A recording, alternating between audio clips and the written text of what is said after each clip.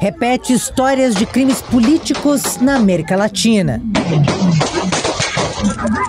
Essa não é a primeira vez que o confronto com o crime organizado e narcotráfico acaba com o assassinato de candidatos políticos. Vamos voltar no tempo. A Colômbia, por exemplo, entre agosto de 1989 e abril de 1990, o crime organizado foi responsável pela morte de pelo menos 3 candidatos à presidência: Luiz Carlos Galán, Bernardo Jaramillo e Carlos Pizarro. O que a gente está assistindo, e eu estava conversando com outro estudioso sobre isso, é que a América do Sul, né, se transformou num narco-estado. Como se tudo isso fosse um estado de narcos, né? Se junta toda a América do Sul, né, e coloca... porque o México, você vê a Colômbia, que historicamente tem cartel, o México, que tem cartéis enormes, né? Medellín, todos esses cartéis, né? E aí a gente vai ver historicamente El Chapo.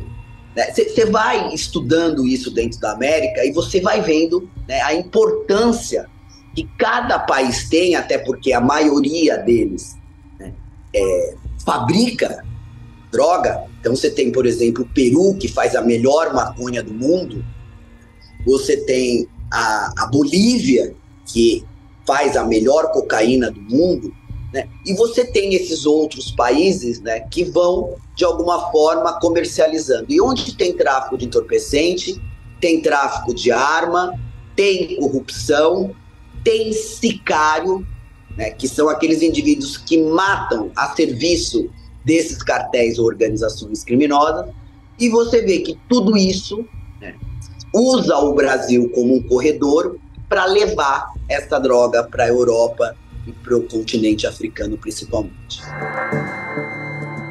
No México, em 1994, Luiz Donaldo, à época favorito à corrida presidencial, foi alvejado na cabeça e no abdômen após um comício na cidade de Tijuana, na fronteira com os Estados Unidos. Ainda no México, em 2010, o candidato a governador foi morto a tiros poucos dias antes de uma importante eleição parcial. Rodolfo Torre era o favorito na votação. O ataque foi atribuído a gangues de drogas. Em 2021, o presidente do Haiti, Jovenel Moïse, teve sua casa invadida por criminosos armados. Ele foi assassinado e os documentos que estavam em seu quarto desapareceram. A polícia acredita que ele entregaria nomes de políticos e empresários ligados ao crime para autoridades dos Estados Unidos. A esposa dele ficou ferida e falou durante a despedida do marido. Alors je te dis au revoir, Jo. Então eu digo adeus, Jo. Vá com todo o amor que eu tenho por você. Os valores que você ensinou aos seus filhos, a mim e à juventude do país vão continuar de geração em geração. Vá em paz, meu amor.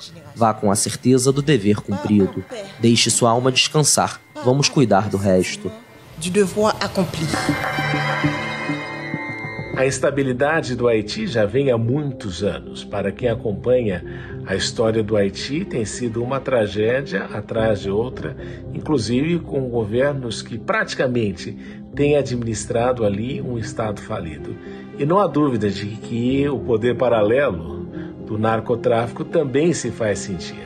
E o que nós vimos ali no caso do Jovenel Moïse foi justamente isso, um presidente que foi eleito, que tinha uma agenda ali um pouco mais de maior avanço do Haiti, um país que sofre historicamente uma série de consequências de governos ruins e que pretendia combater o narcotráfico e pretendia também combater o crime organizado e combater e não permitir que o Haiti fosse utilizado como plataforma de exportação de drogas, particularmente pelos Estados Unidos, em razão da proximidade geográfica, mas ele pretendia com isso atuar junto com o governo americano e foi justamente assassinado pelo fato de querer implantar aí uma política de maior proximidade com o governo norte-americano no combate ao crime organizado em seu país. Em outubro do ano passado, a vice-presidente da Argentina, Cristina Kirchner,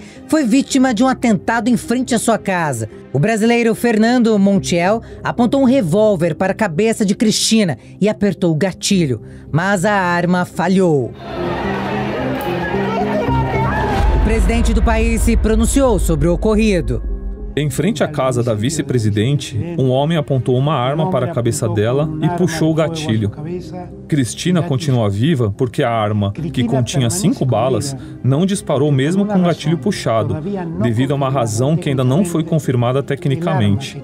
Há várias semanas, fui contatado pelo deputado Julio Borges, que me pediu o favor de fazer uma pessoa passar da Venezuela para a Colômbia. É o Juan Monasterios. Falei com ele por SMS. Este ano, a vice-presidente da Colômbia, Francia Márquez, denunciou um atentado.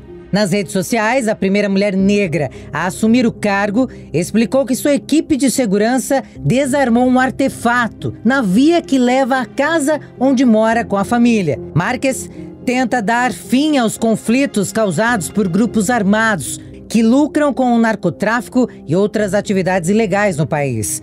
Em 2019, antes de assumir o cargo, ela já havia sofrido um ataque com granadas e tiros de fuzil por seu trabalho como ativista ambiental. Em agosto do ano passado, um veículo da comitiva presidencial de Gustavo Petro foi alvo de um ataque a tiros, enquanto circulava por uma rodovia no noroeste do país. Ninguém ficou ferido. O presidente boliviano Luiz Arce também sofreu um atentado. Uma caixa com dinamites foi deixada em frente à casa em que ele se reunia com correligionários. Os dispositivos não chegaram a detonar. E em 2018, 2 drones carregados de explosivos foram detonados próximos ao local onde o presidente da Venezuela, Nicolás Maduro, fazia um pronunciamento oficial. 7 pessoas foram feridas no atentado, mas Maduro saiu ileso. Este deputado venezuelano declarou que teve contato com um dos envolvidos no suposto atentado contra o presidente Nicolás Maduro. Há várias semanas fui contactado pelo deputado Julio Borges, que me pediu o favor de fazer uma pessoa passar da Venezuela para a Colômbia. É o Juan Monasterios. Eu falei com ele por SMS. Monasterios é um militar venezuelano aposentado da Guarda Nacional. O depoimento em vídeo foi divulgado pelo governo. O atentado contra o presidente Maduro na Venezuela tem 2 lados de interpretação, que são importantes serem enfatizados. Existem aqueles que dizem que não foi nada mais do que uma simulação feita pelo próprio Maduro como uma tentativa de, a partir deste ataque, criar uma narrativa que lhe favorecesse na perseguição dos seus inimigos políticos.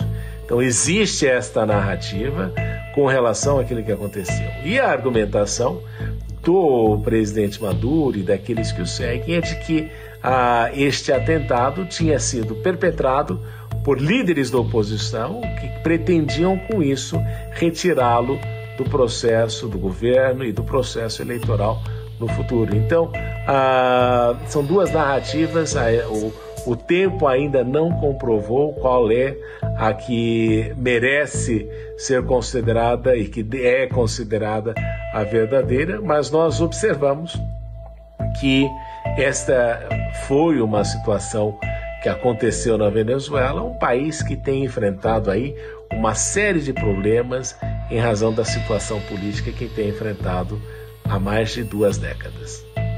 O cenário que se vê é o crime organizado que tenta articular para fazer frente a políticas antimáfia e assim poder transitar livremente com acesso às esferas e instituições de governos. Ao longo dos anos, nada mudou. Organizações criminosas ganham poder e ditam as regras em todos os âmbitos. Na política, eles estão fortemente infiltrados para dominar as rédeas do ilícito.